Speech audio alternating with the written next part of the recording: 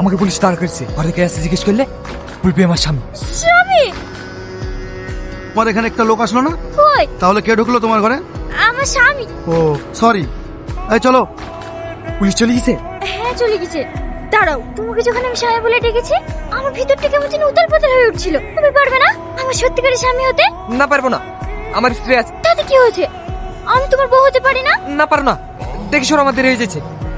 আমার কথাটা মনে রেখো কিন্তু। হ্যাঁ রাখবো। তুমি আমার যে উপকারটা করলে এই উপকারের কথা আমি জীবনেও ভুলতে পারবো না, কিন্তু তাই বলে আমি তোমাকে বিয়ে করতে পারবো না। মাহি, সেলিম আমাদের বাড়ি এসেছিল কেন? আব্বা, ওই ছেলে বাবাকে একা পেয়ে।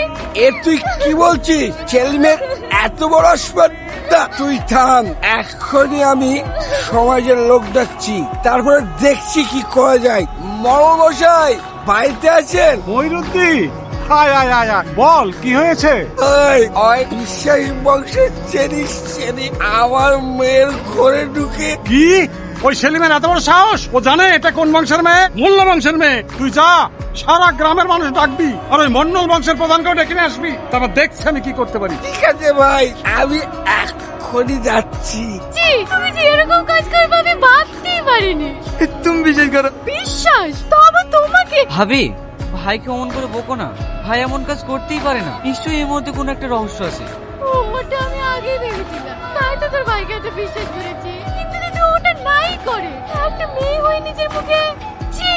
সেলিম ভাই, মনরা সবাই চলে এসেছে, তোমাকে ডাকছে। প্রধান সাহেব যখন এখানে উপস্থিত আছেন, তাহলে প্রধান সাহেবের শুরু করুন। আচ্ছা বলো তো মা, সেদিন কি হয়েছিল?